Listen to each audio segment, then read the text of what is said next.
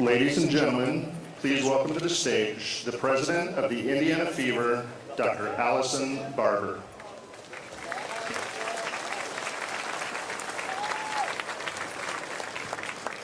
Good afternoon. How about a nice warm round of applause for the Indiana National Guard 38th Infantry Division Band here today.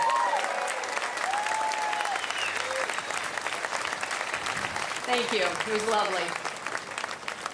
Governor Holcomb, former Vice President, and Mrs. Pence.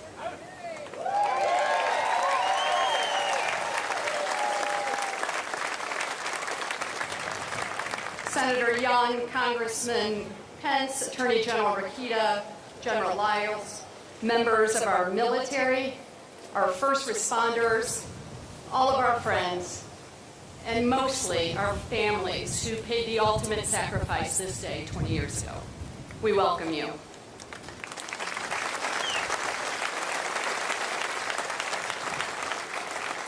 This is the rededication of the Indiana 9/11 Memorial, and my mom, Barbara Canada, and I have been so honored to volunteer the last 2 years to make today a special day. But the real people who make today happen are the committee members of the 9/11 Committee, led by General Goodwin and Fred Golgard, Mick Woodrum, Jeff York, Greg Hess, Pat Carroll. This was your vision. This is what you wanted to have happen and what you worked so hard for 19 years. Thank you for your dedication.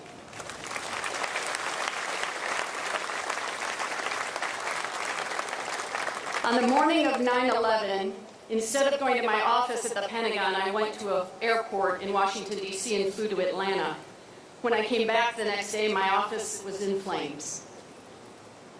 In the weeks following and the months following, I saw signs and I heard people say, "Never forget, never forget."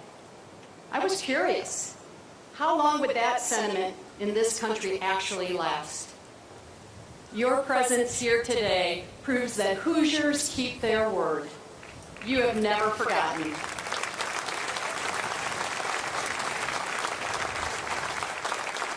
And on behalf of the 9/11 Memorial Committee, we hope that this ceremony is special for you, and we hope it renews a patriotism in each and every one of you. Thank you for being here. Colonel Staggers, please come and offer our invocation.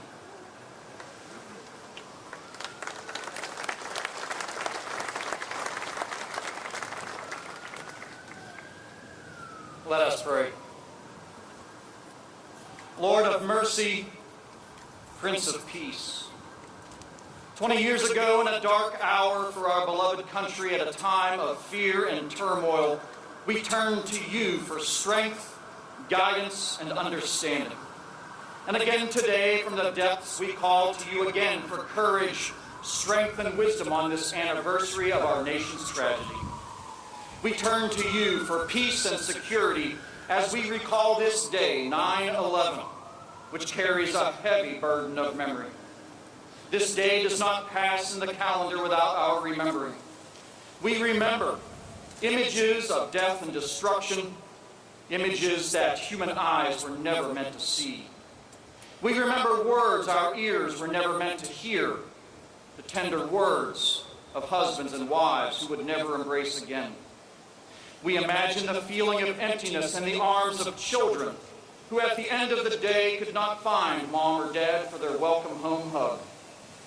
We remember our own feelings of emptiness as our sense of security, as our confidence in the predictable order of life and work was radically shaken. This date, 9/11, carries a heavy burden of memory. We remember the heroism of that day, where many lost their lives while saving others, firefighters, rescue crews, those aboard United 93. We remember all those who suffered and died. We grieve for them still, friends and strangers alike, along with their families and friends. This date, 9/11, carries a heavy burden of memory. And it is right that we should not pass this from our memory. But today and in this prayer, along with our remembrance, of profound loss, it also seems right that we give voice to our deep longing for peace. And with this prayer, commit ourselves to those actions that will draw us closer to our most ancient and most holy desire, peace among all your children. Gracious God, our world changed with the 9/11 attacks. We have seen how easily buildings can fall and how quickly lives can end. As we remember 9/11, may it remind us that you are our only true security. Give us your strength to face the memory of this attack and the changes it made in our lives. Give us your compassion to help each other and recognize need around the world. Give us your hope as we face an uncertain future. Give us your peace. Amen. Please rise for the presentation of colors and the national anthem.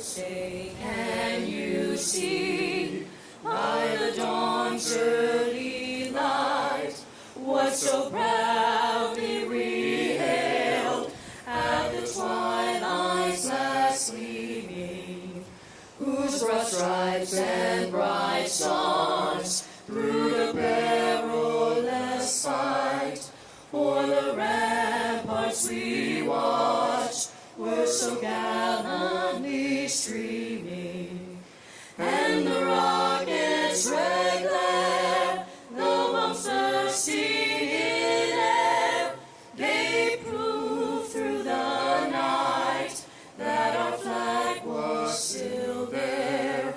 Oh, say does that star-spangled banner yet wave o'er the land of the free and the home of the brave?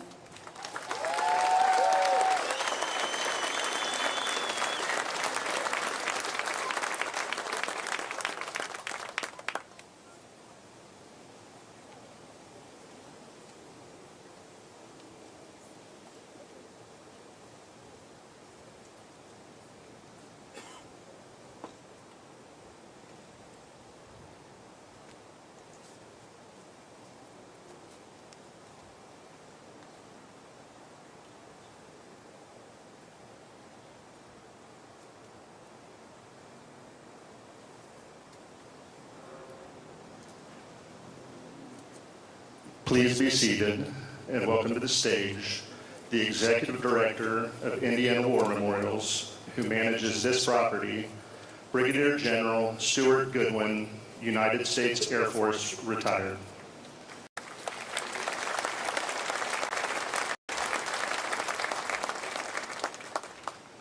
Good afternoon, Patriots, on this National Day of Service and Remembrance. Thank you for the opportunity to speak with you today. There's no place in the world I'd rather be. Everyone remembers where they were on that fateful day 20 years ago. We all have stories that we will never forget. It was surreal, eerie, and attention-getting hearing about the first plane hitting the tower, watching the second crash, our country under attack. Can this really be happening? I was with the Indiana Air National Guard at that time. We had 2 F-16 wings, and it wasn't long before we had jets, Indiana jets, with about 3 hours flying over Chicago, and later that day escorting Air Force One.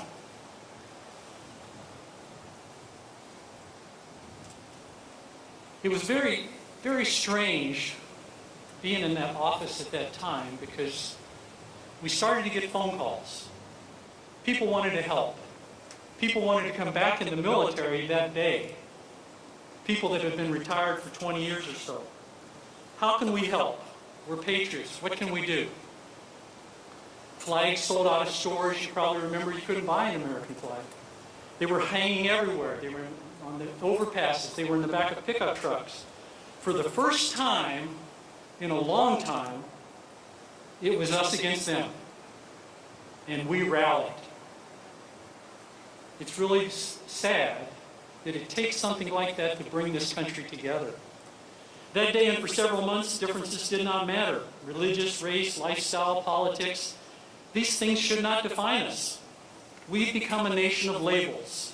One label that we all can and should grasp is the fact that we are Americans first.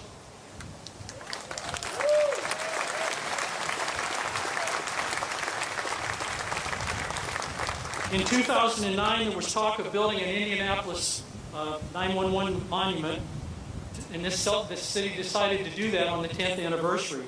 In preparation for this ceremony, in 2019, we changed the name of this site from the Indianapolis 911 Memorial to the Indiana 911 Memorial to honor and recognize all Hoosiers who served and perished.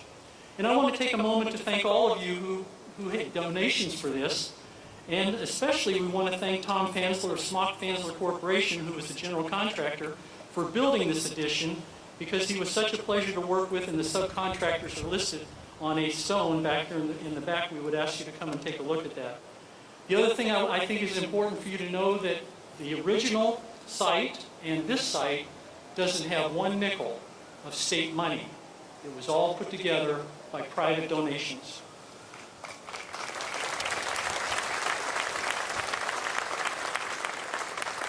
So how the original project began, we got confirmation that the seal from the Twin Towers came in December of 2010 and arrived at the War Memorial on 9 April 2011. I'll never forget that day because they came to us a couple weeks before that and said that they asked us at the War Memorial if we would have the dedication at that site. And so I asked them, I said, well, what does that entail? What are you talking about? Well, we're going to bring the stuff, we're going to bring the seal in, and we're going to have some motorcycles. And I said, how many? They said, about 3,000. So those of you that have been in the downtown area before know that 3,000 motorcycles is somewhat of a challenge. And so what happened was I would meet with these folks every couple of days, and it went from 3,000 to 5,000. And then it went to 8,000. And on that day, and some of you were there, it was in aviation terms, the ducks were, not even the ducks were flying. It was just a bad weather day. And so what happened was the state police were going to escort the seal from Richmond into Indianapolis. So when the first motorcycles arrived from Richmond, there were still motorcycles in Richmond. We had 73 miles of motorcycles. After 22 months of planning and dedication ceremony, on 11 September 2011, the 10th anniversary is when they had the dedication. War Memorial was asked to manage this property, and we respectfully declined. And the reason was because this was a first responders event, police, fire, and emergency medical service. So by 2015, 5,000 military people had given their lives. And they came back and asked us if we would be interested in taking it over, and at that point the commission said gladly. We felt that we had a legitimate seat at the table. And now 9/11 has happened. Since 9/11 has happened, we have lost 7,057 military people have paid the ultimate price as of 30 June of this year. 209 Hoosiers, service members, have given their life for their country since 9/11. So in February 2016, we take over, the War Memorial takes over the management of the monument, and today we add the fourth leg to the stool of first responders. We think we have a legitimate seat along with law enforcement, fire, and EMS. And so we want to recognize the U.S. military. We have no intent in minimizing the accomplishments of the original first responders, but rather to recognize the military that has contributed to this effort. There are 4 responder groups, and that's what we're trying to establish it today. These are people that give their lives so that others can live free. The situation today is we want to rekindle that spirit.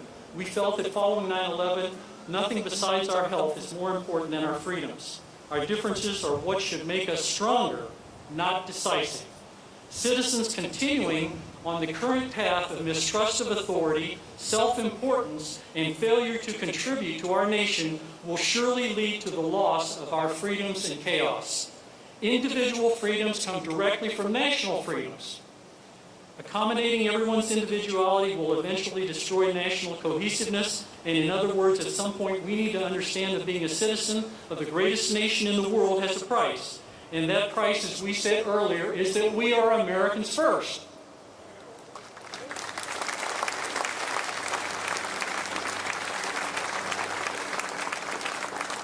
We are so much stronger together than we are separately. Our enemies see us as a fractured society. We appear weak because of explaining the differences among ourselves.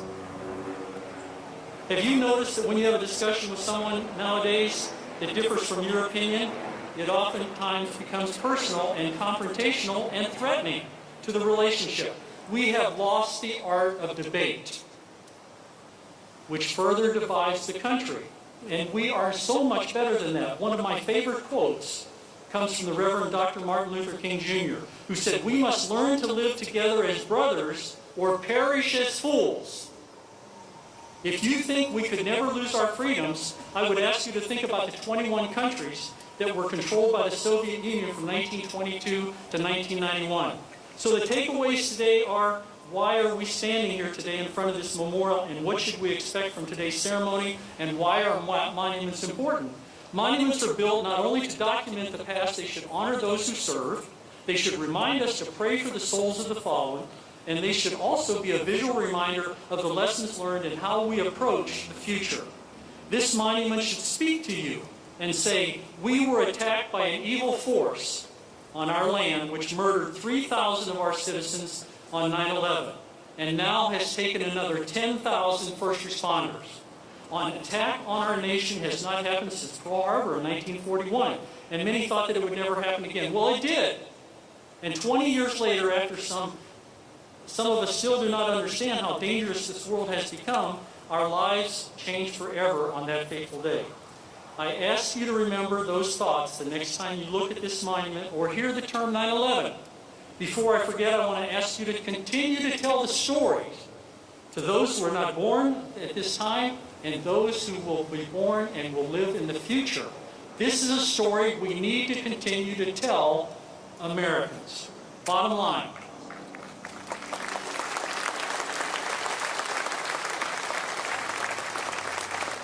Our freedoms are eroding, and the lifestyle that we knew and cherished has dramatically changed. Think about the time when you used to go to an airport or a professional football game or any place that you could just walk into, and you can't do that anymore.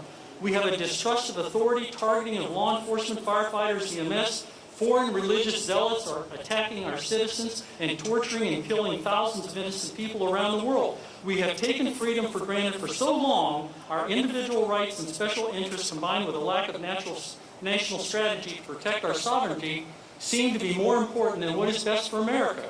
The world today is unlike anything that we've seen, and many think that the indicators are present that should warn us of major changes to come, some of which have and may continue to degrade the lifestyle that we now know. Sir Winston Churchill made this statement to the House of Commons on the 2nd of May in 1935. When the situation was manageable, it was neglected. And now that it is thoroughly out of hand, we apply the remedies which then might have effected a cure. The end result was World War II with 60 million dead, which was 3% of the world's population. Do you see the similarities? They're there. This land is our home, and freedom is fragile. We have a duty to always protect our freedoms and our country before it's too late. Once lost, they'll be gone forever, and someone who does not have our best interest in mind will be telling us how to live. These words are not meant to be pessimistic or threatening. They are meant to be thought-provoking and actionable. Now is the time for all of us to pick up the mantle of what our founding fathers established 245 years ago, which was a country that was for the people. You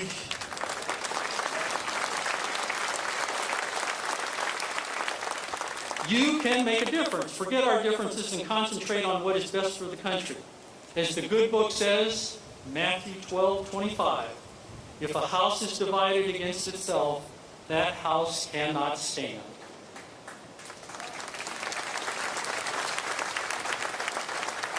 Another historic reminder is, united we stand, divided we fall. Please pray for peace and for those who gave their lives and are still serving to protect us. 9/11 sent us a message 20 years ago. The battle came to America and it could come again. It is time we listen to that message. We are Americans first, one nation under God. Thank you.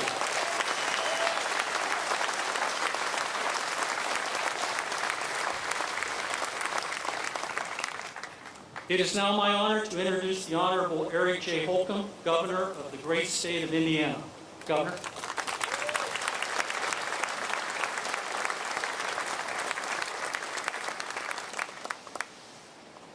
Thank you, General Goodwin, and to Allison and Greg and the Indiana War Memorials Commission, and of course, as was mentioned earlier, the Indiana 9/11 Memorial Committee itself, for all your hard work getting us to this special day. And I wanted to, maybe most importantly, thank all of you for the statement that you're making by being here today, by prioritizing this hour of this year, for your efforts to recognize what this memorial represents as we rededicate it. It could not be more fitting that we are here. Not just fitting, maybe emotional. That we gather together shoulder to shoulder, blessed to be in person 20 years from that very day that rocked our world, certainly rocked our state and our families, and all that changed in its wake. That fateful morning that was just, Stu just talked about on September 11, 2001, that may have begun like any other day, but by the end of it, it was unlike any day before in our nation's modern history. We all remember where we were when we heard the news, when we were trying to process, when we were turning on the TV or calling our loved ones or getting called, and questions and confusion was swirling as this national nightmare was continuing to unfold. And then, at least for me, time just froze. Even amidst all the frenzied responses and recovery efforts that were so desperately organized and underway, the American public went on that day and every day that followed to try to process that evil that injured more than 6,000. That took the lives of, on that day, 2,977 loved ones from their families forever, including 9 Hoosiers. Families like Lieutenant General Tim Maude, who was killed in the attack on the and our Pentagon, highest ranking officer to die since World War II. They are rightly honored in this monument that now stands here, and 2 decades later, we still bow and we still pray and we still honor those that we lost, and we will for the next 20 years, and we will every day after that. Their legacy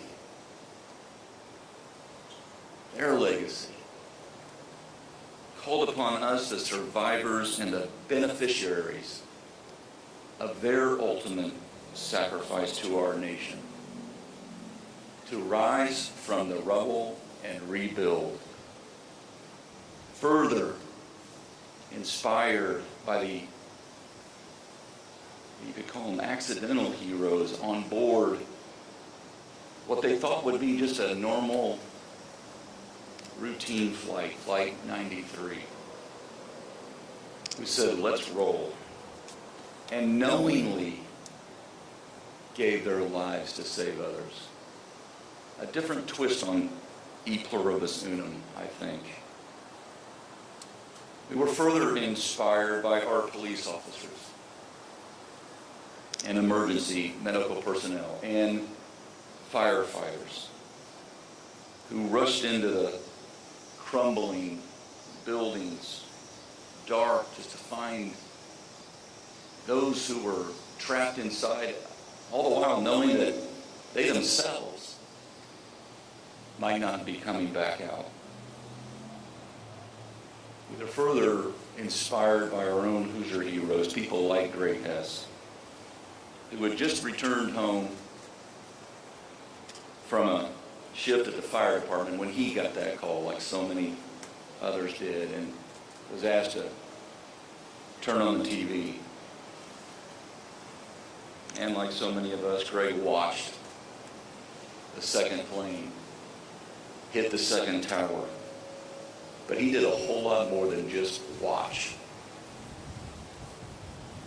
16 hours later, he and 61 other heroic members of the Indiana Task Force 1 were among the first to arrive at the smoking rubble at Ground Zero, where they would work with other first responders for the next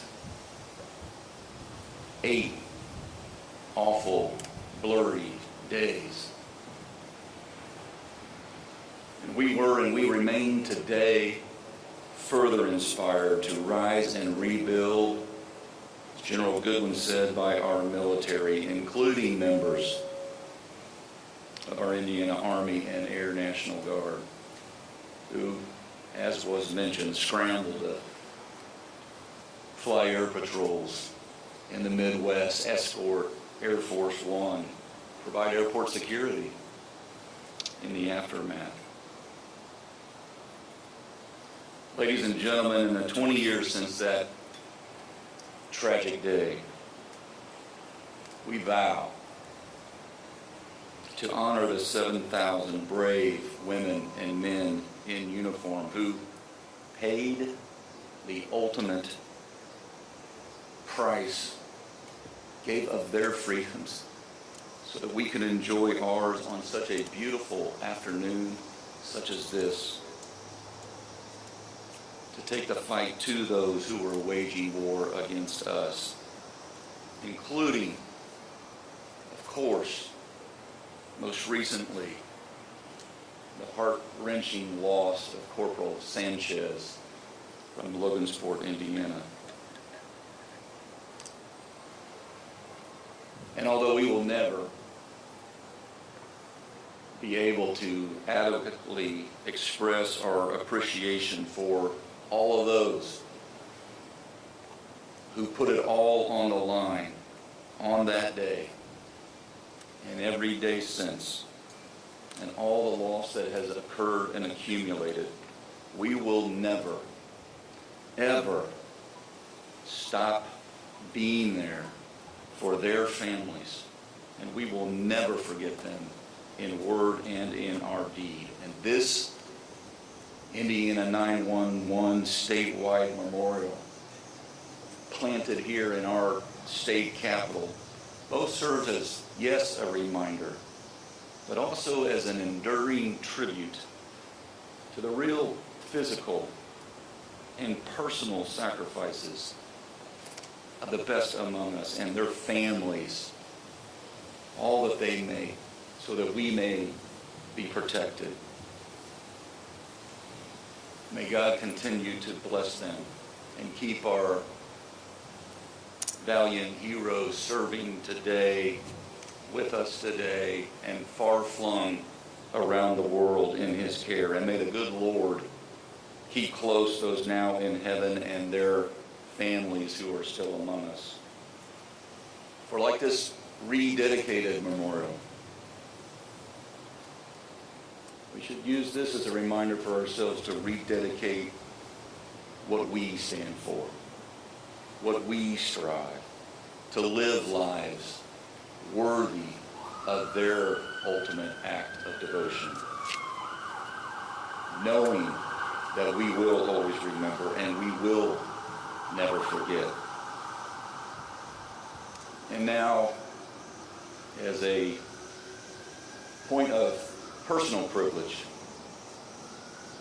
as they say in Washington, D.C., I'd like to yield the balance of my time to a friend and to one of our own, a Hoosier born and bred, who also happens just to be the Vice President of the United States of America. Former Vice President Mike Pence, would you like to share your respects to the families and to the fallen?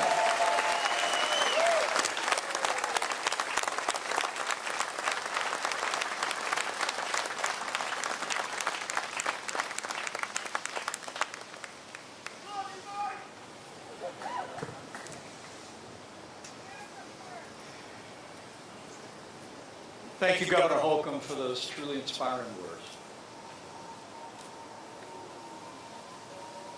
And to General Goodwin and the committee, thank you for caring so deeply about what took place 20 years ago and all the sacrifices that have followed. Join me in thanking the committee for making this rededication possible. You honor Indiana, and you honor America.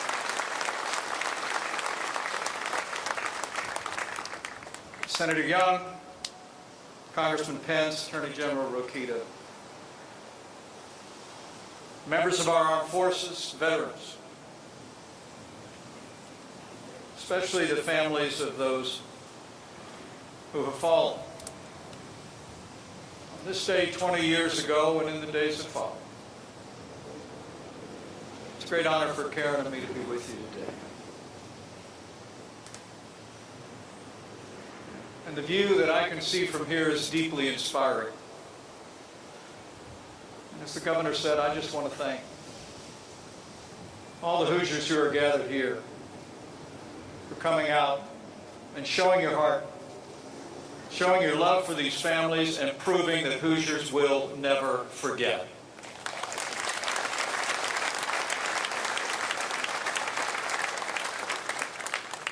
Today we mark the rededication of a memorial, now the Indiana 9/11 Memorial.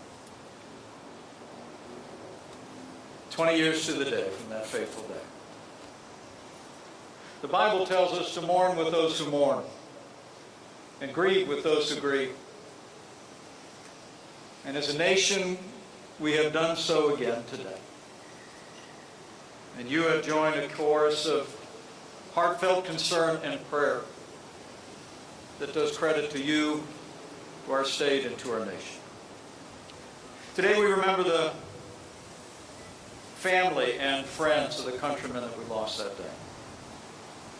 We remember the unfathomable courage of police officers, firefighters, and first responders who ran in when others were running out. And today we also remember the heroes of our armed forces who stepped forward to put on the uniform of the United States.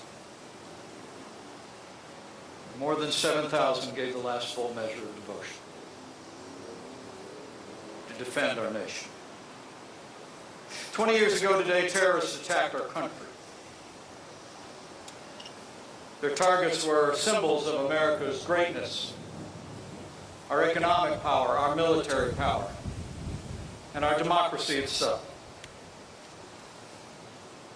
They attacked us because we believe in freedom. Today, 20 years on, we have proved that freedom will prevail.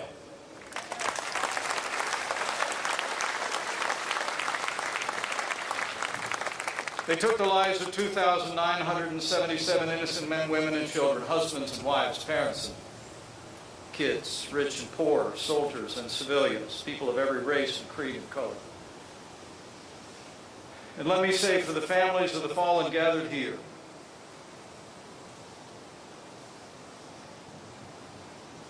the cherished final moments you shared with your loved ones no doubt seem like they were just yesterday. A goodbye kiss, a tender embrace, one last wave as they drove away. Let me just say, having been able to serve our entire nation these past 4 years, that I can assure you that the loss you suffered that day and that you suffer still, you do not bear alone. Today, a chorus of millions of Americans are praying for you and your family, and we are with you. The Bible says the Lord is close to the brokenhearted. And that will remain our prayer for each of you,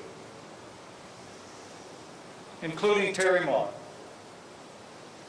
and the family of an extraordinarily distinguished Hoosier that we will recognize today.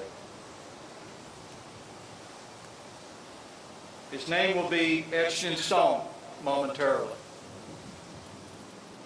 to mark his tragic loss that day in our nation's capital. But let me assure you, Terry, and all the friends and family, that we will never forget the life and service of Lieutenant General Timothy Maude.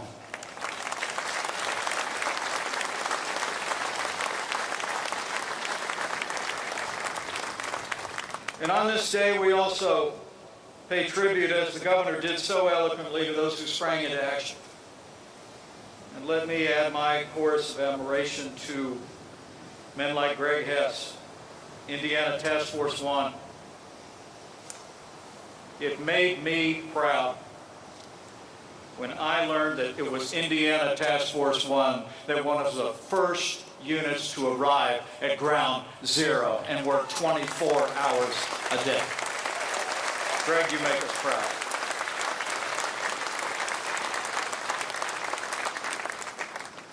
Most of us remember where we were on this day 20 years ago.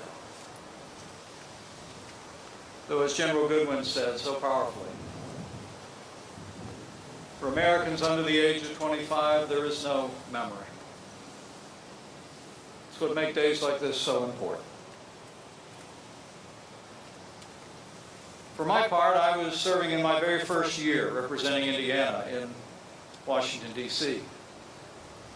I made my way to the Capitol that day, and when I learned about the aircraft striking the towers, I was in my office just across the street from the Capitol when a member of my staff dropped the telephone and literally shrieked, "The Pentagon's been hit." A structure just across the river from where our office was. At that moment, I thought it was prudent for us to evacuate the building. But my heart was with those at the Pentagon and in New York, and so I asked my staff to grab a hand, bow our heads, and pray for all of those caught in the conflagration of that moment.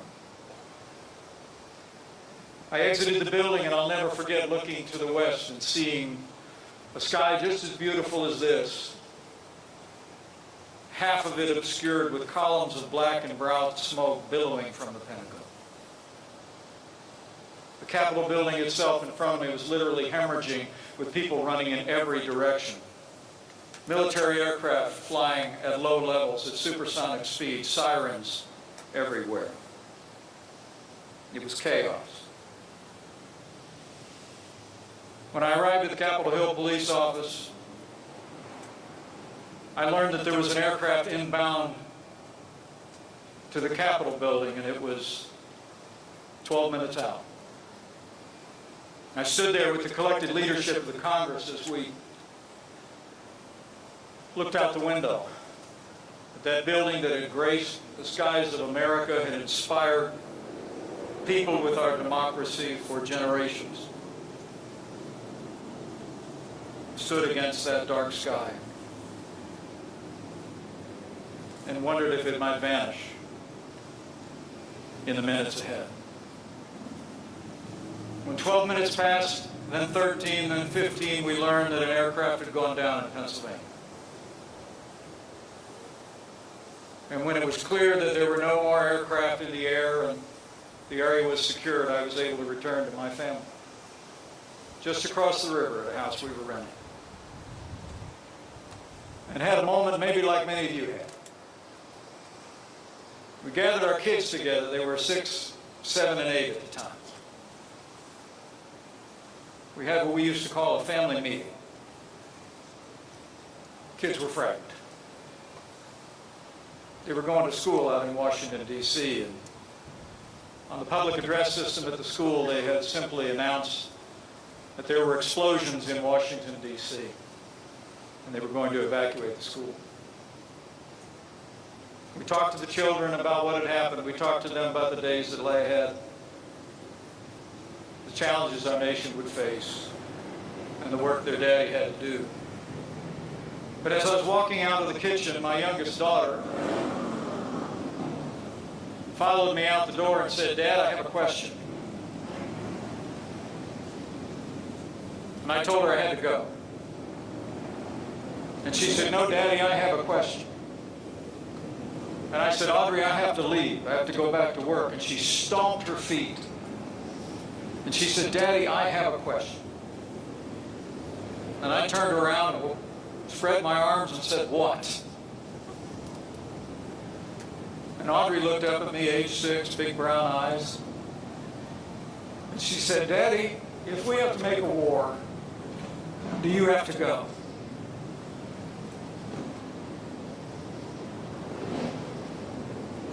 You know, in that moment, I knew what was on her little heart. I got down on one knee and I threw my arms around her and I told her, "Daddy's too old." My fellow Hoosiers, I want to tell you, there's not a day gone by that I haven't thought of every American, every dad and mom, every brother and sister, every son and daughter that answered that question differently. Not because they had to, but because they could. Since that fateful day 20 years ago, in the face of a terrorist enemy, 6 million Americans have stepped forward and volunteered to serve in the armed forces of the United States of America.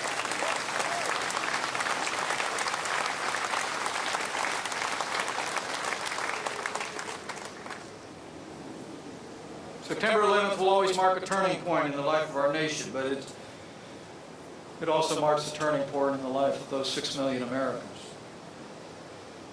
All of whom, as the good book says, said, "Here am I. Send me." They brought the perpetrators of 9/11 to justice. They defended American freedom. They took the fight to our enemies on our terms, on their soil. 7,000 paid the ultimate sacrifice, including 209 Hoosiers. In Afghanistan, there would be 20,000 wounded since the commencement of hostilities and more than 2,400 American casualties, including 13 service members. Just a few short weeks ago, fell assisting Americans and our allies fleeing the chaos in Afghanistan. We honor them. And here in Indiana, we will always honor Marine Corporal Bert Sanchez.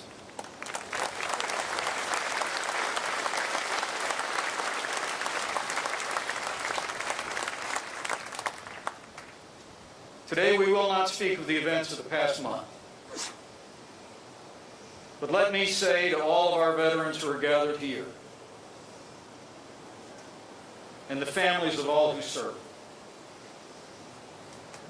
nothing will ever diminish what the armed forces of the United States accomplished in Afghanistan. They kept America safe, and they have all earned a place of honor in the annals of American history.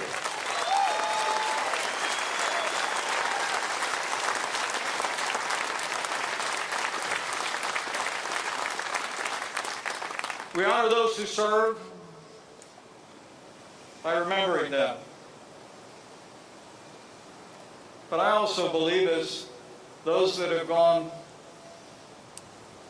before would maybe most wish,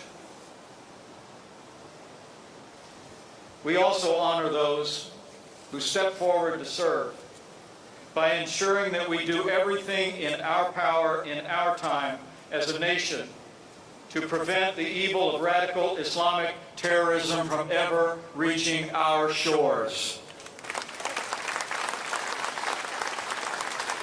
As we rededicate this memorial, let us rededicate ourselves as Americans to give our soldiers, sailors, airmen, Marines, Coast Guard, Space Force, and Air and Army National Guard the resources they need to defend this nation.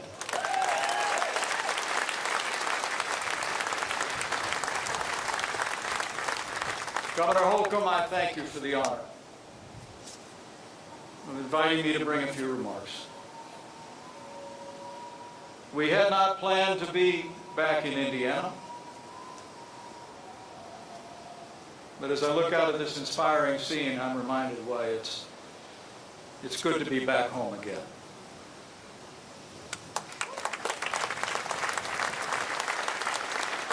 Today we remember our beloved fallen, whose names are enshrined in this memorial and memorials across the country. Today we remember their families, who feel the loss as every family, but especially so today. Today we remember the brave men and women who responded in New York City, in Washington, D.C., in the skies over Pennsylvania, and on fields of battle over the last 20 years.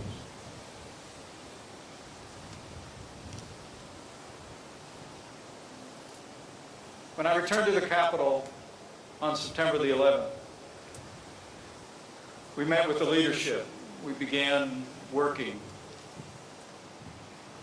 together as Americans do.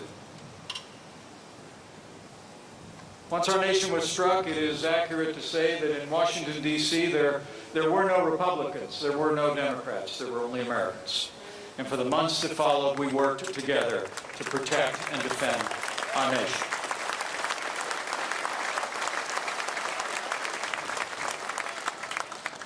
We made our way to the steps of the Capitol that day to have a press conference. Republicans and Democrats alike, standing on the east front of the Capitol. And at the end of the press conference, something completely unplanned happened. It had never been suggested before. But when remarks were concluded, someone behind me on the steps started to sing. And I'm not sure it didn't start in heaven. And every member of Congress started to add their voice to that great anthem that I know we will hear again before this ceremony is over. When I came home to Indiana, the days that followed, I was stopped more often than once by people who told me about how inspiring that moment was. On the day of everything going wrong, they saw Americans together, appealing for God's grace and blessing on this nation. And so we do well to do so again today, as we have. May God bless the memory of those that we lost this day, and all the heroes forged that day and every day since. May God bless the families of those lost and fallen.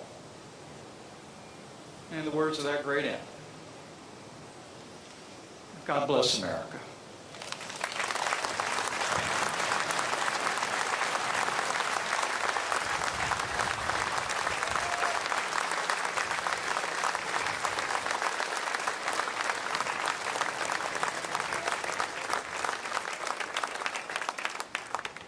Thank you, Mr. Vice President. My job is to start the presentation of the Pentagon stone. And so we have the family, we have the committee members that are heading that way. But while they're doing that, I want to tell you a story because I love to tell stories. I want to tell you about two Army colonels. One was a lieutenant colonel, one was a full colonel. John Kinrod and Jerry Bowden. They were both combat Vietnam vets, and they were involved with the original 9/11 property. Well, because of the efforts of the committee, we had two nice pieces of towers.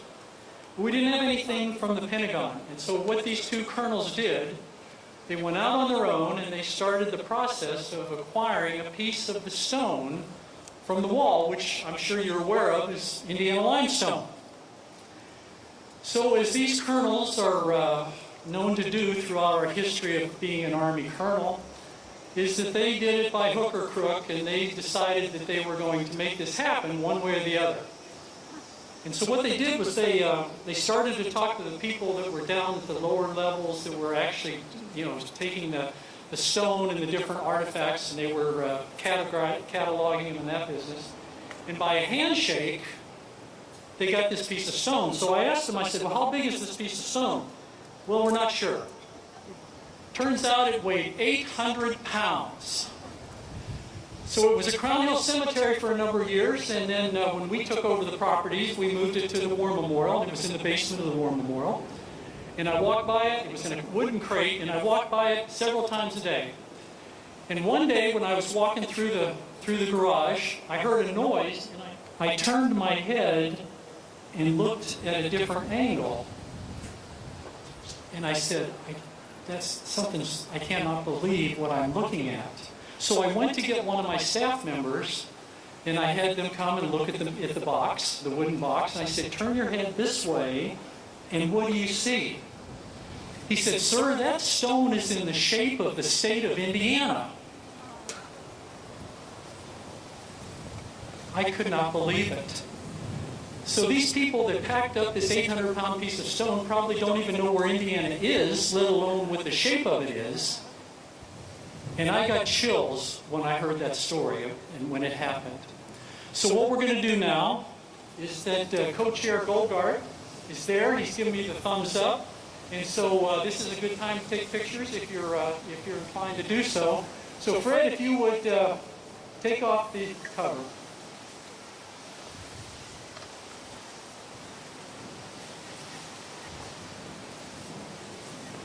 This is the first time the Maude family is seeing the stone.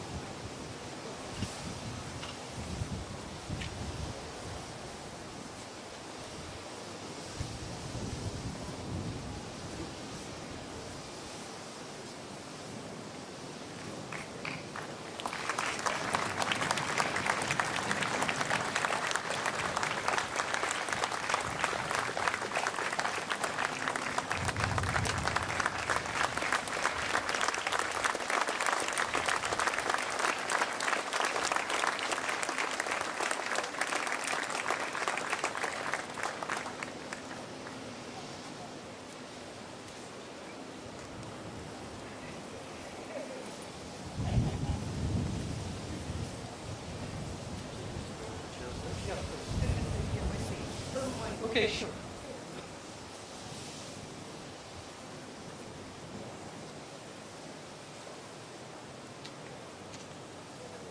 Okay.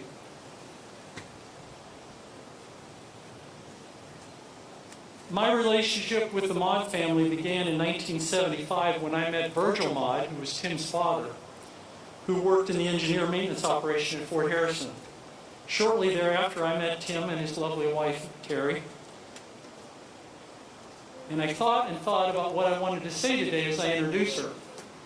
And this is what I came up with.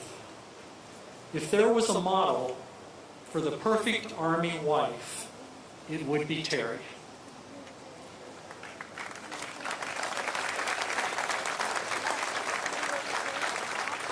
She exemplifies the class, caring, and dedication to the importance of the Army family. It is my honor to introduce Terry Maude.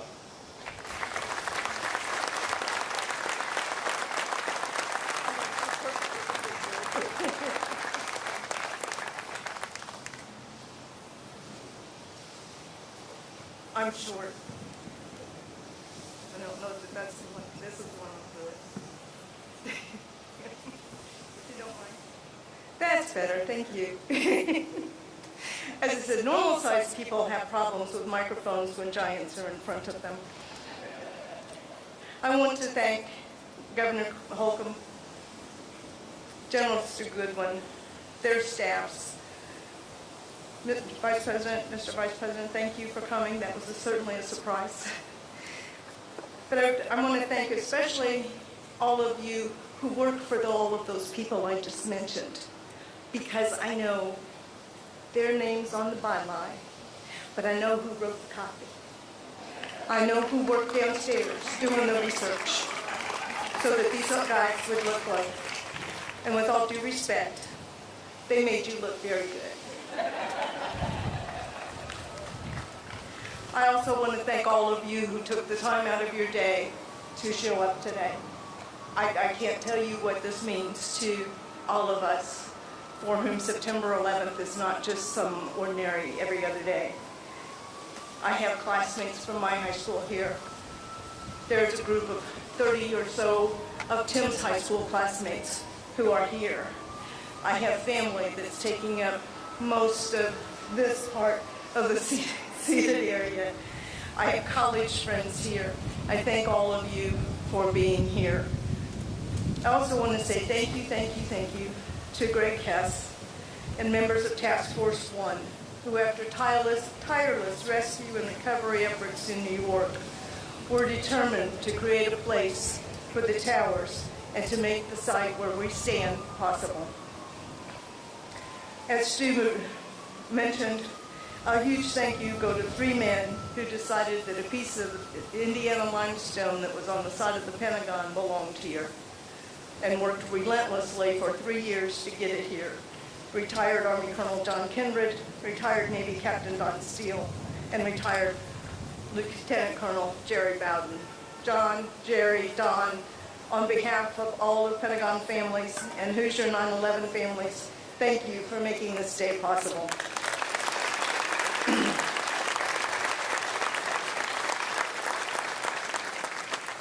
Many in this audience were newborn babies or in grade school or middle school or not yet born on September the 11th, 2001.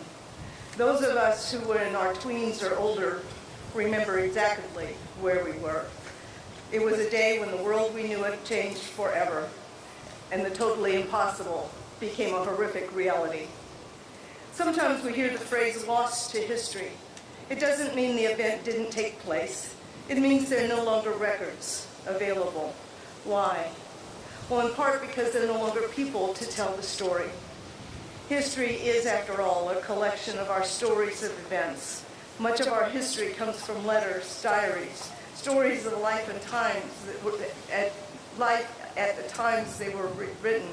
We've heard stories already today. Today, I ask that you tell your story. Each of us has a story of where we were, how we learned, who we knew. Those stories are important.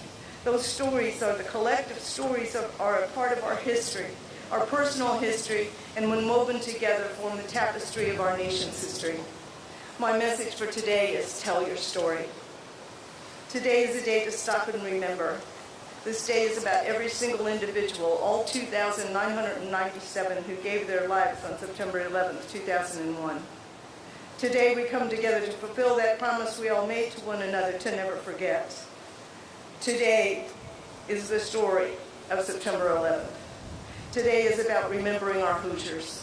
Stacy Peak from Tell City, who was on the 105th floor in the Cantor Fitzgerald offices when the plane hit the first tower.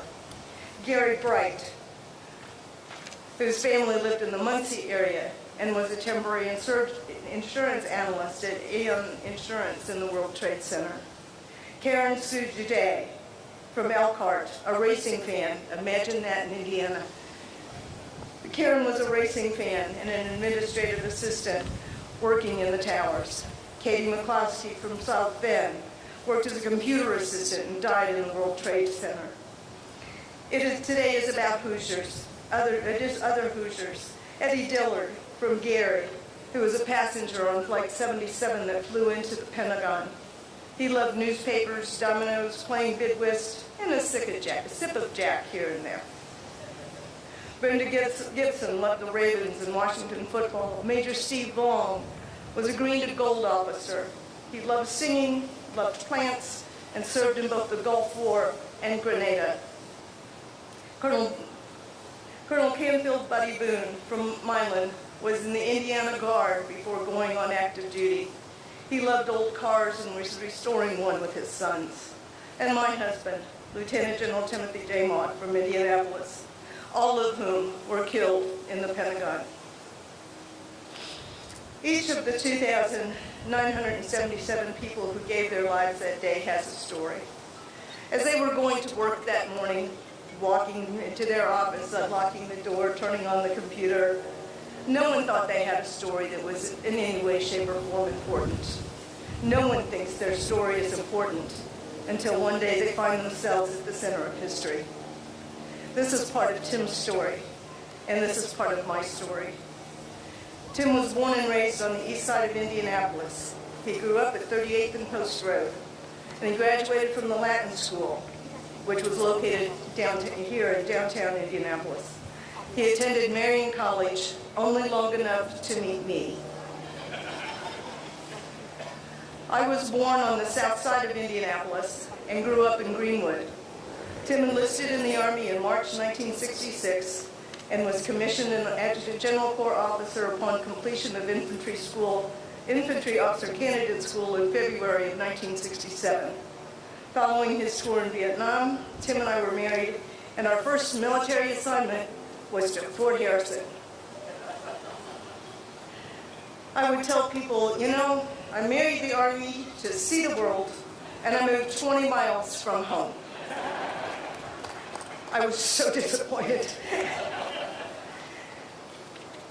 Tim served 5 tours at Fort Harrison. He served in every rank from second lieutenant to full colonel. Leaving Fort Harrison when he was a lieutenant colonel, there was a rifle salute as we drove off post. When we returned to Fort Harrison 9 months later, Tim quipped, "Last time I was here, there were guys with guns at the front gate making sure I left. But I came back anyway." Tim served at Fort Harrison a total of 5 times, so our Indiana roots remain strong. We both still have family living in Indiana. Our oldest daughter was born in the same hospital where my mother and I were both born. In between Fort Harrison tours, we did see the world, with tours in California, Kansas, Pennsylvania, South Korea, multiple tours in Germany, and in D.C. Tim was the highest-ranking officer killed in the September 11th attack, and the highest-ranking officer to be killed in hostile action since World War II. On September 11th, Tim was serving as the Deputy Chief of Staff for Personnel, and of course, the military loves acronyms. He was the DESPER. In civilian terms, that's the Human Resources Director for nearly 600,000 soldiers. I was working for the Army on September 11th and attending a conference in San Diego, California. Like so many of us, I watched the attacks on television. And I was in disbelief at what I saw. I knew that a plane had gone into the Desper side of the Pentagon only after my boss called to tell me that. I received a call in the late afternoon from the then Vice Chief of Staff of the Army, telling me things did not look good and asking what I needed. I knew my Desper family had been hit hard, so I said, "Sir, you can get me the hell out of here." He said, "Terry, the only plane flying right now is the President's plane." I said, "Sir, I'm not picky." He assured me that they were working to get me home because, as many of you may not realize, all commercial air flights have been grounded and there were none flying. The U.S. Navy flew me out of San Diego and back to D.C. on the morning of September the 12th. There were 275 people working in Des Peres on 11 September. Tim's entire front office staff was killed or injured in the attack.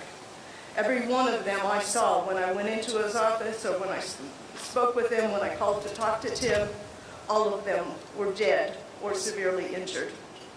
23 other people in Des Peres not working in Tim's immediate office were also killed. Of the 125 people killed at the Pentagon that day, 27% of them were working in Des Peres, and 37% of the Des Peres personnel were severely injured. Tim loved the Army. He loved taking care of soldiers and their families. His 36-year career was focused on military personnel, operational readiness, and support of military families. Tim and his team were architects of the Army of One campaign and the current Army logo.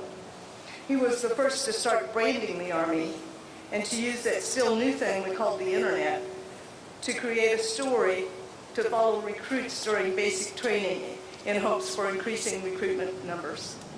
He loved his job and would say, "I finally got an office with a window in the Pentagon." The plane went into the building very close to that window. Tim's office was the lowest part of the broken part of the Pentagon. Tim was buried in Arlington National Cemetery on October 6, 2001. His headstone in Arlington reads, "He took care of soldiers."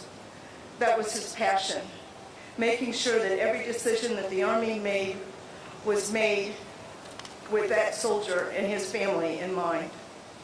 Every year, the Indiana chapter of the Association of the United States Army presents the Lieutenant General Timothy Maude Award for family support here in Indianapolis. The award honors Hoosiers who take care of military families. All those we honor today, Stacy, Gary, Karen, Katie, Eddie, Brenda, Stephen, Buddy, Tim, all made a difference. All those we remember in our ceremonies are heroes, not because of anything they did or anything they stood for, but because they were people who made a difference, who gave their lives so we would remember and never forget that we are a blessed nation of freedom. I have been greatly blessed. There are two strong, vibrant women, Kathleen Kaler and Karen Maude, who call me Mom, and two wonderful men, Dave Kaler and Pat Terry, who married him and formed my new family. I've spent most of my life with an Army family who continues to support me and who continues to honor Tim and all 184 lost at the Pentagon. Oftentimes, people who give a speech mislead themselves into thinking that their words will so resonate with their audience they will remember everything they say. I have no such delusions. Most of you will not remember much of what I've said today, but I do ask you to remember one thing. Tell your story. Your story makes the difference. Tell your story to this generation and future generations so that they will remember the day and never forget. Do you realize that the history of 9/11 is taught in only 14 states in our nation? It's up to us who lived it, who saw it, who mourned it, to share it, to tell that story, to keep that memory alive so it does not get lost in history. Tell your story to family and friends. Bring them here. Take them to other sites in town, like the Soldiers and Sailors Monument, University Park, the War Memorial, Veterans Plaza, the American Legion Mall, the Indiana World War Memorial. Take them there and tell them your story. Today, I ask you to hold your family tight and tell them your story. Call people and tell them you love them. Treasure the gifts of freedom we have all had. Tonight, maybe raise a glass for all those who have been lost, and remember to tell your story.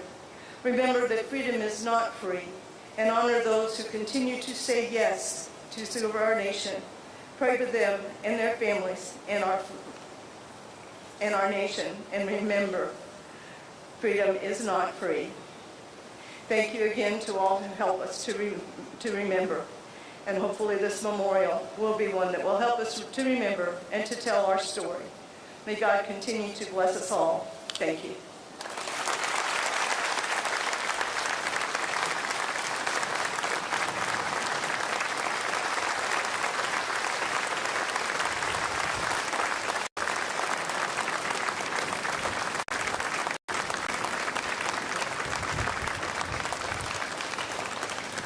Please welcome to the stage Fred Goldar, the co-chair of the 9/11 Memorial Committee. Terry, I have to raise this just a little bit more.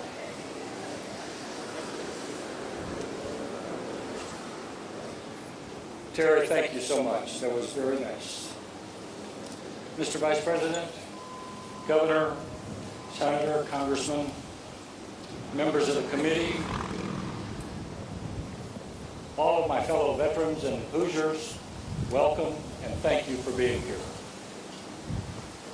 For a moment, I'd like to change the subject just a moment and rest your eyes on the young, beautiful tree planted among the rose bushes on the southwest corner of the Indiana 9/11 Memorial Site.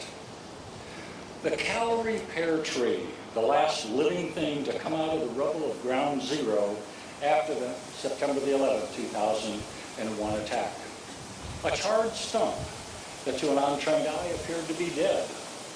The tree was removed and placed in the care of the New York City Department of Parks and Recreation and the John Bowen High School Agricultural Department in Queens, New York. During the tree's rehabilitation, Bartlett tree experts collected seeds and propagated 450 descendants of the original tree. Today, the saplings average 3 to 4 feet in height. After its recovery and rehabilitation, the original tree was relocated to the memorial in 2010.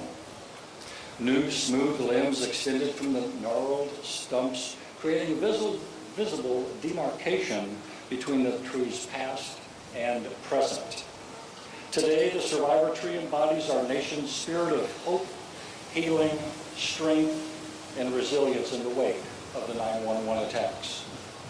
20 years later, as we gather to recall the tragedy of September the 11th and the vast number of emergency personnel who responded to the World Trade Center, there were a total of 422 first responders who lost their lives. These include 343 firefighters, 71 law enforcement officers, 8 EMTs and paramedics. In addition, there were also 2,753 civilian lives lost in New York City, 184 lives lost at the Pentagon, 40 lives lost in Shanksville, Pennsylvania. Health-wise, this incident still lingers within our society. Today, the World Health Center program has counted 9,795 first responders with cancer-related 9/11 illnesses due to the 68 different types of cancer identified from Ground Zero. With over 2,500 carcinogenic contaminants and over 91,000 personnel on site for weeks cleaning up the debris, these health issues continue today, and we ask that you pray for them. Now I'd like to bring your attention for a moment to this flag, right over here, that is not fully serviceable, hanging here on Ladder 13 fire truck. Our desire was to display this flag one last time on the 20th anniversary of 9/11. You see, this specific flag was the flag used 10 years ago to respectfully drape the twin tower beams as we transported them from New York to Indianapolis and around the city prior to being placed here at the memorial by Project 911 Indianapolis Committee. The founding director of the original project was Greg Hess, as you've all known already, Indianapolis firefighter and paramedic, and a member of Indiana Task Force 1, a contingency of 63 men and women from central Indiana who deployed to New York City within 16 hours. As I spoke earlier, there are many health issues. 26 members of the Indiana Task Force 1, or 41%, have experienced medical complications. 4 of these members are now deceased due to their exposures. Today, we want to honor and recognize those men and women who truly made a difference that day and the days that followed.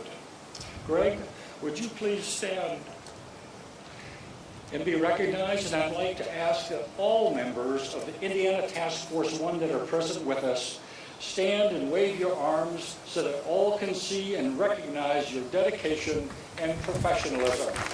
Thank you all.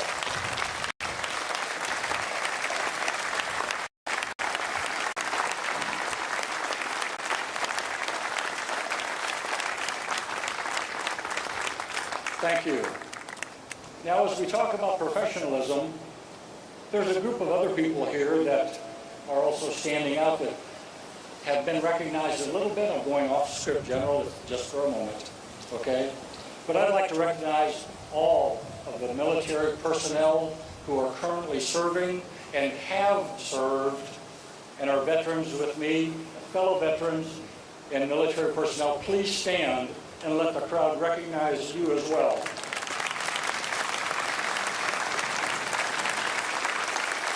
I salute you, men and women of the military. Thank you.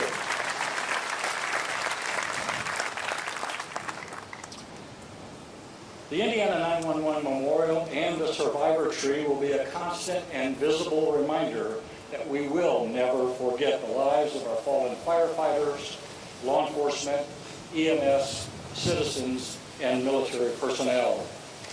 An invitation to receive a survivor tree was offered and accepted, and as of this date, there are 31 calorie pear trees planted on law enforcement, fire department, and 911 memorial sites within the state of Indiana to honor all those who sacrificed their lives.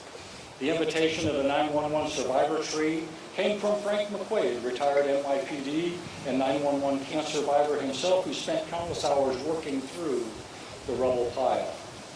We also want to thank the Survivor Tree Coordinator, Stephen Perry from Miller Place, New York, and locally coordinated by Rick Rockford, a firefighter and owner of Environmental Response Solutions from Goshen, Indiana, who assisted the Indiana 911 Memorial Committee and myself in obtaining the survivor tree. Now, every tree has an assigned medallion number, and ours is 758. These numbers are entered into the 911 Survivor Tree Memorial Registry, so visitors can identify and visit 911 memorial sites across the country. The tree standing before us today was carefully handled and transported with the utmost respect and dignity to provide the hope, resilience, and peace to all who mourn the effects of September the 11th, 2001. As we reflect today on the beauty of this tree and the memorial, which it will now call home, let it be a symbol of survival and recovery of that day that we will never forget. May God bless each and every one of you, and thank you for your service.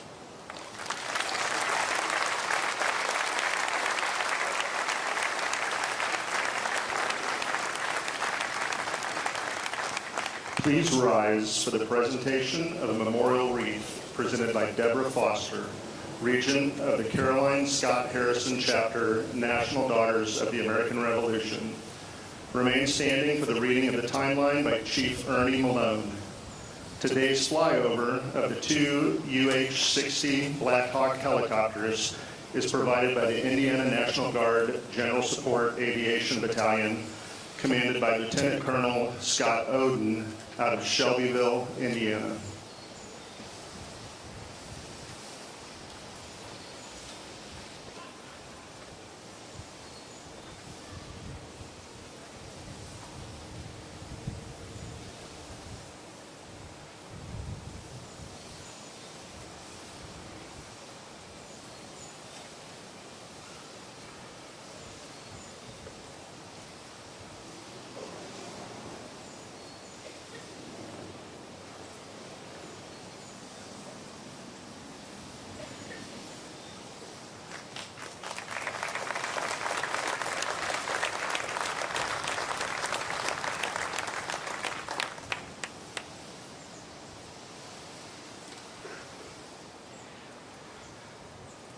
I think you can take your seats now. Mr. Vice President, Governor, Senator, Congressman, thank you for being here. On behalf of the 1,300 men and women of the Indianapolis Fire Department, I want to thank you all for being here and coming out on this special day in our nation's history. I don't think we could have asked for a better day. Just a moment of personal privilege. I'm so proud of our fire department, and I'd just like to take a moment and have you recognize the 290 men and women that are on duty protecting us while we're here.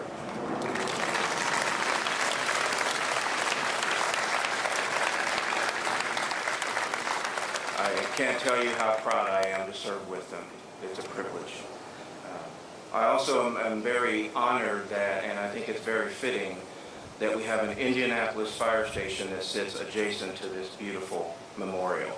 I don't think that was by accident.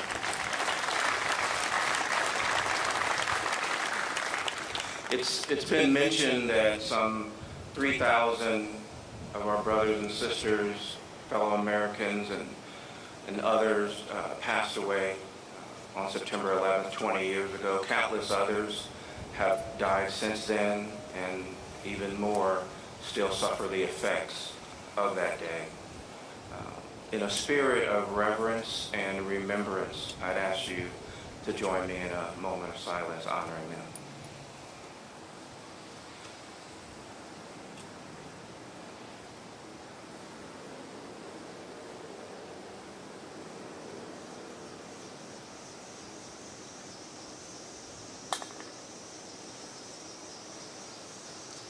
Thank you. 8:46 a.m. American Airlines Flight 11 crashes into the north face of One World Trade Center at approximately 466 miles per hour. It struck between floors 93 and 99.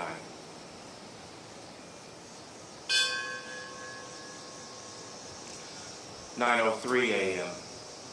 United Airlines Flight 175 crashes into the south face of Two World Trade Center at approximately 590 miles per hour. It hit between floors 77 and 85.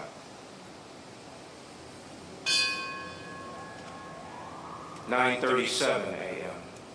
American Airlines Flight 77 crashes into the western face of the Pentagon, consisting mainly of the new renovated unoccupied offices, but we know what damage was done there.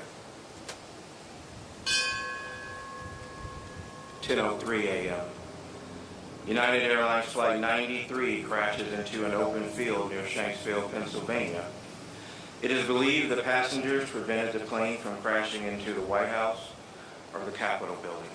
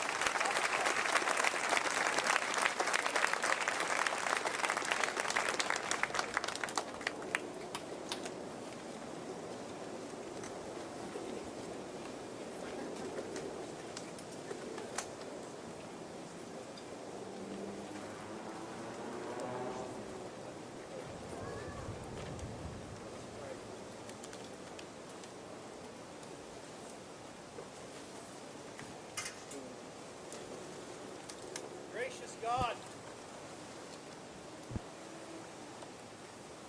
today we came before you with heavy hearts, remembering the events of 9/11. For years, those numbers simply meant a call for help. But now they also remind us of September 11, 2001, the date of the worst terrorist attack on the United States of America, and one of the deadliest days ever on American soil. We remember the attacks, and we honor those we lost. We hurt deeply for those who lost their lives and those who lost their loved ones. We mourn the 2,977 who died that day.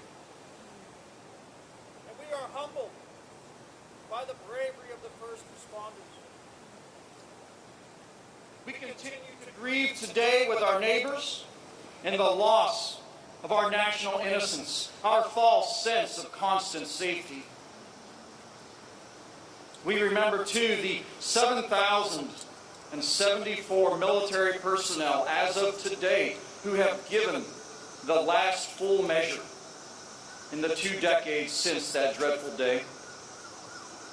Tragically, casualties of injury, death, and misery have continued up to the present, with 13 of our fearless servants recently giving their lives to help Afghans escape oppression and sure death. Guide the choices of our world leaders. Give them wisdom and discernment, not only as they work to resolve the lasting effects of the 9/11 attacks, but also as they try to alleviate terror of all sorts. May their actions bring an end to violence everywhere and the establishment of your peace among all humankind. We remember, as churches, synagogues, and temples open their doors to all people. We remember as strangers carried each other out of buildings. We remember as those who had shared with those who had lost. We remember the bravery of the passengers and crew of United 93. Lord, we still remember how the world responded, supporting us and even declaring us one people. God of all people, teach us to be patriotic, but humbly so. Teach us to see the frailty, beauty, and value of life in light of this tragedy, rather than using it to elevate trivial differences to the heights of divisive reasons for hatred. Remind us of the way the true heart of a nation's people was revealed in open doors, open arms, and open hearts. May we never forget that on that very day, we did not focus on nationality, wealth, race, or education.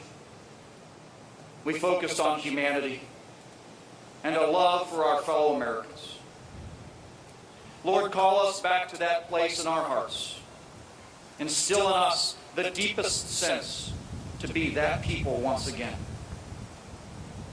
We lift up to you all those who even today, 20 years later, suffer from that loss. May we continue to heal and help each other just as we did that day. Lord, grant us peace. Amen.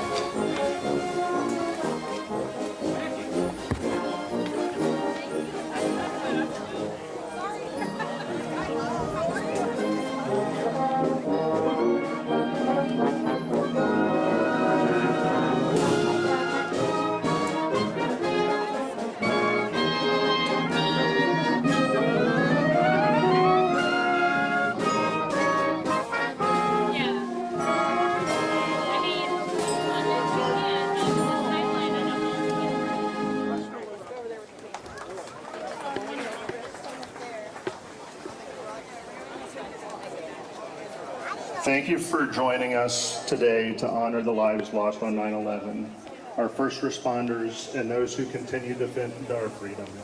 This concludes today's ceremony. Will the Task Force 1 members please move to the stage for a photo?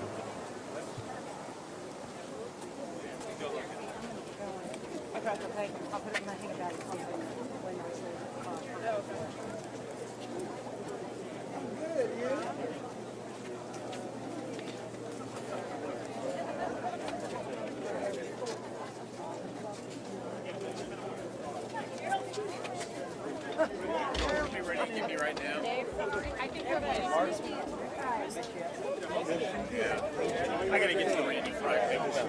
Looks like I found out what we're gonna do, huh? Blocking the whole thing.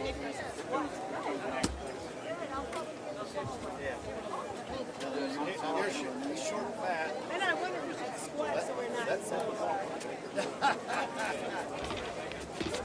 Take a knee. I'll take a knee. I can take a knee. I'm short. Come up a little bit. Just so they can see that. Just so they can see that stuff.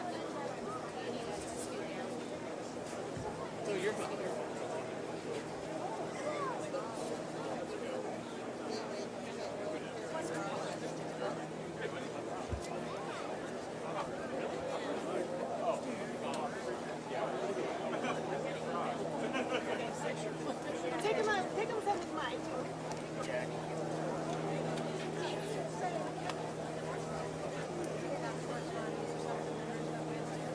Oh, good. Get in here. Get in here, man. Yeah, come in here, man. it's all set up. Does anybody else need their pictures that are standing? She's got my pen. Someone take it. Here, give it to me.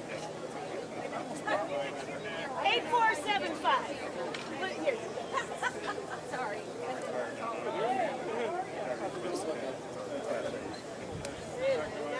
How many buttons? I have no idea. There we go. Okay.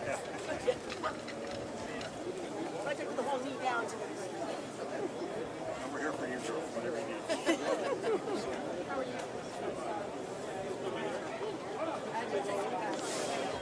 Yeah, take a bus. Thank you. It's actually going to be right downstairs. If you want to do it, you got to do it now. It's right downstairs. If you want to do it, you can do it now. I'll send it to you, Blake.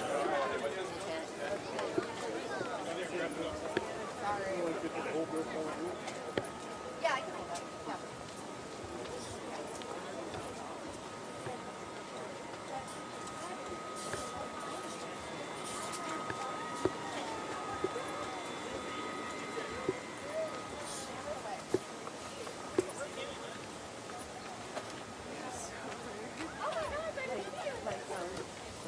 Yeah. Good. Good to see you.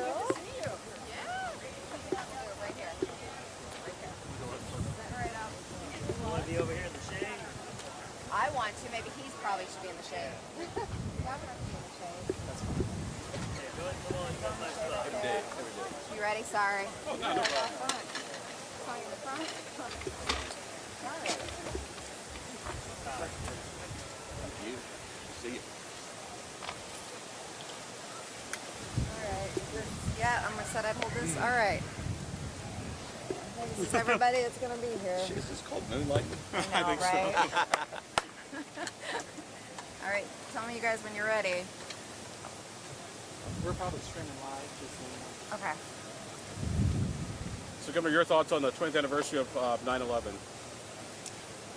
Well, obviously it's mixed emotions. It's a solemn and somber day to think about so many who gave so much, and we heard from some that their lives changed forever and they'll never be able to share this day with each other. But on the other hand, it's a very proud day for a Hoosier. If ever someone questioned our patriotism as a state or our reverence for those who sign up, volunteer, and step forward to put their lives on the line for others, their neighbors, you saw the expression of support today, and that warms my heart. Speaking of 9/11 and Afghanistan, have you met with some of the refugees, saw some of the pictures that Drop was posted? What was that like? How are they doing? How are they holding up here in Indiana so far? Well, that experience is a little bit of sensory overload. It's overwhelming to once again connect with someone who is off balance, psychologically stressed, still worried about their family that's in harm's way, maybe on a list, and not the kind of list you want your loved ones to be on. And so, listening to family members say, I was able to get out on a plane, but my wife and 4 kids are still there. And my wife cannot go to the grocery store alone. And so our uncle has to come in from about 100 miles away and come to our house and go out with my wife just to go to the grocery just to feed their children. And you think about the tens of millions of others that are there in that environment. And so, again, mixed emotions, but I will tell you, I've never been prouder to see these kiddos having a taste of freedom and sitting out on grass under a tree by a bush, breathing fresh Indiana air with smiles on their face, maybe kicking a ball around with a soldier who signed up to keep peace and protect, and now they are someone they never thought they'd know. And I'm looking forward to not getting back down there and interrupting the mission. I felt a little, I didn't want to barge in, and having served in the military, you don't want to ever compromise the integrity of a mission. And I was so impressed, not surprised, but so impressed by the military precision, how they were processing folks from the minute they stepped off the bus onto Hoosier soil, and got a good meal, got a good secure roof over their head, maybe got a good night's rest. I'm really proud that Hoosier hospitality is on full display. Obviously, there's an issue right now between the mask mandates and what the president's trying to do. Any thoughts or concerns, or Indiana may take legal action? I have no comment about any of that today. I'm in a place of personal inspection of making sure that I'm doing all I can to, as you heard earlier, to make sure our Indiana Army and Air National Guard has everything that they need. They're being pulled in so many different directions, almost in an unprecedented manner, whether it be with COVID or with Afghan refugees, still trying to take care of their home front, sometimes they've got another job, obviously, and that's ongoing as they're serving. And I want to make sure that today's a reminder for me that I want to double down and make sure they got everything that they need. One more question. Overall, how are we doing with COVID? Managing our way through it. The frustrating thing for me, obviously, is we know what the answer is, and you get daily reports of the ill effects of being unvaccinated. And so it is available, it is easy, and it is free. And the odds are you will stay out of the hospital, you will stay out of an ICU, and you will live. Otherwise, all bets are off. One more question, Governor. In the moments, the Vice President talked about in the moments after 9/11, they weren't Republicans, they weren't Democrats, we were all Americans, something to that effect. How do we get back to that? You know, I can only speak for myself, and try to be a model of measured, thoughtful leadership that seeks to bring folks together like on that tragic day occurred. I think that requires us to have a vision about where we want to take this state, and a plan and a team assembled, and then we get out and we do that work. And that's why I try to stay focused on that plan. All right, thank you guys. Thank you. Thank you guys.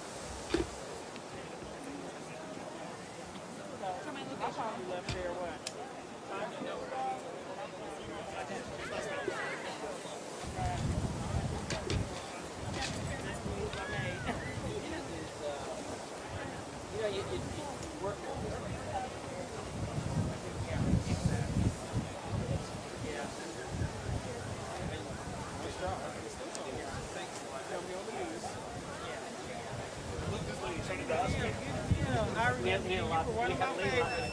Yeah, me, Frank, we always talk about you. I remember the first time I saw you, you were out there running.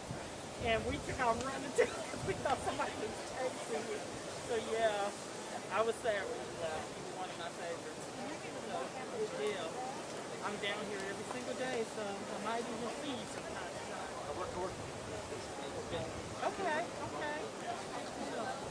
Well, good to see you. God bless. Thank you for all you do. You know what, my family's good. That's my son.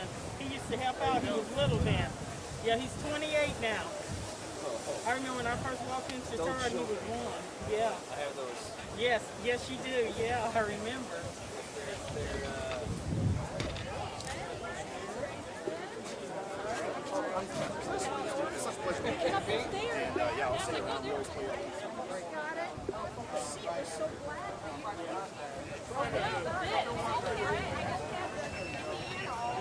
You got the bigger camera. Oh no, I'm gonna set up right here. You're good. Thank you.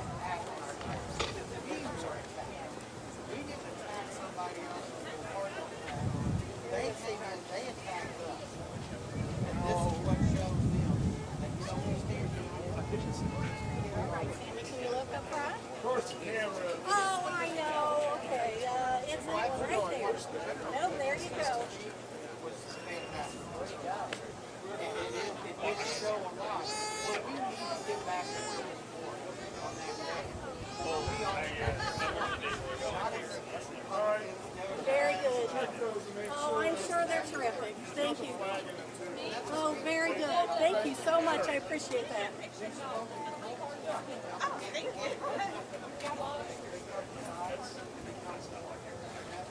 politics aside,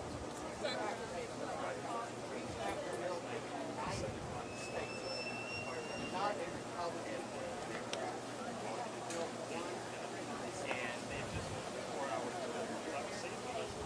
All right, one more. Hold on. All right. Oh, there you go. Well, I hope they take the time to stop. All right. All good. Where they were, speak about it. Yeah. You know, we always tell everybody, we lose a loved one. We lose them twice. Once when they die, and then once when they stop talking about it. With these memorials here, as long as we continue to talk and reflect and remember what happened that day. Where were you at? Okay, were you born? Were you born?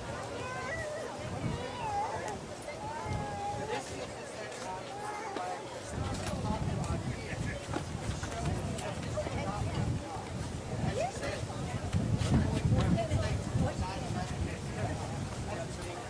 not be taught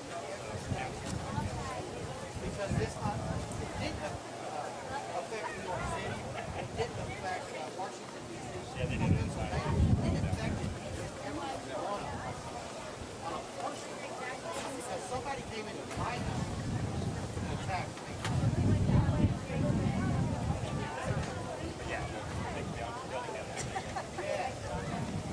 If you would like to help support the National Defense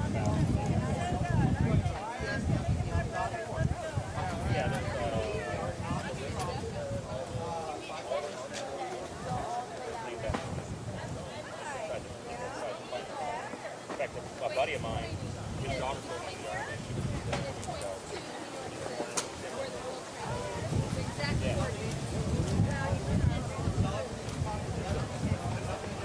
looks like it's pointed off.